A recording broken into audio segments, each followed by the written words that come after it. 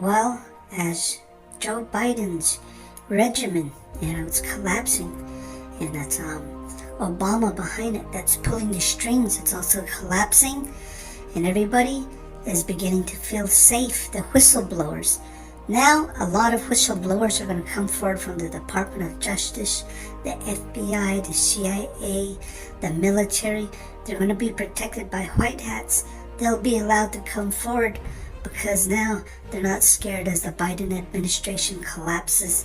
There's lots of talk in the wires, the cables of what's happening behind the scenes. Now we also have a lot of whistleblowers that's coming clean. They're beginning to expose Antarctica, and this will all connect to the deep state that's controlling an operation, through the United States, through alien technology, through all of this stuff. But take a look at this video. It's really important. Good evening. This is Frank Knight. May I introduce our co-editors for this edition of the Longines Chronoscope? Larry Lasser, CBS News correspondent, and Kenneth Crawford, National Affairs Editor of Newsweek magazine.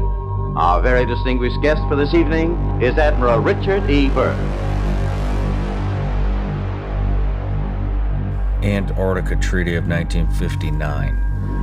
An agreement signed by 12 nations in which the Antarctic continent was made demilitarized to be preserved for scientific research.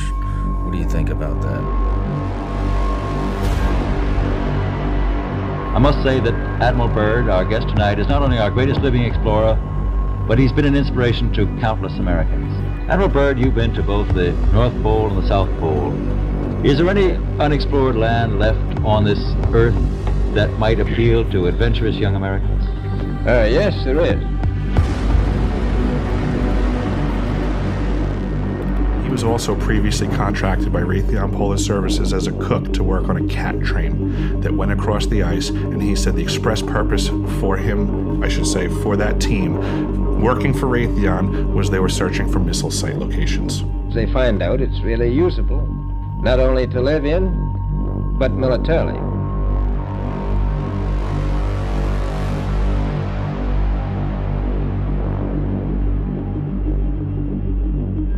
The whole idea of this being demilitarized is a load of baloney. But strangely enough, there's left in the world today an area as big as the United States that's never been seen by a human being. And that's beyond the pole, on the other side of the South Pole, from Middle America. And I think it's quite astonishing, because the government has really become interested. I tell you one reason they're interested. It's by far the most valuable, important place left in the world for science. They gave us, told us the 30-second sign. We're all hooked up, ready to go. John Masters got his arm up, getting ready to hit me in the back. And then we see shuffling, and I'm only one of 12 guys that I jump with every time. He filed a classified complaint under oath, and the Intelligence Community Inspector General said that he found the complaint urgent and credible. A guy from the back shuffles his way to the front, and it's one of the escorts. He is unmistakable. You can't. Really? You know. Yeah.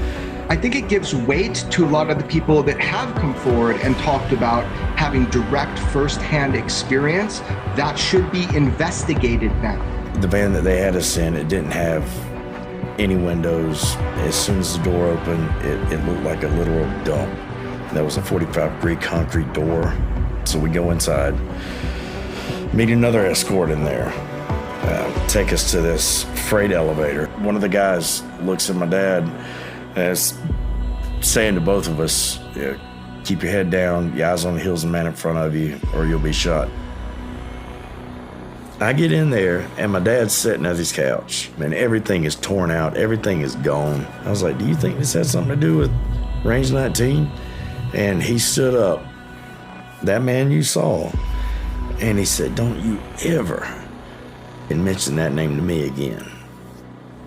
And that was the last time that I got to spend any time face to face with my daddy. Invariably, the first reports were brought in by quiet and sober citizens like Frank Manor, father of 10 children, a countryman, a hunting man, a man used to wooded swamplands by night. Frank Manor's UFO remained over his swamp more than 4 hours.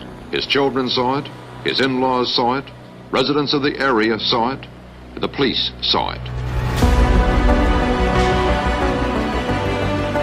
No, it moved very rapidly at any speed, or rather any direction it wanted to go. Why it could change and go to the right or the left or go crossways without hesitating a bit. When you saw this thing take off, I mean, do you have any estimation of speed? How No, it was faster. It was the fastest thing I've ever seen. you're worried they're going to kill you? Yeah. The Whistleblower Protection Act that has been put forward in the National Defense Authorization Act. I mean, this is what it's for. And the gear that they had was black OTV vests. They had black camouflage utilities. So what you're saying is there would have been no they were professionals. Yes, there would have been yes. no Mexican standoff where if they fired, they're shooting into their other squad. They had perfect angles. Yes, they did. To where both sides could engage you. Yes.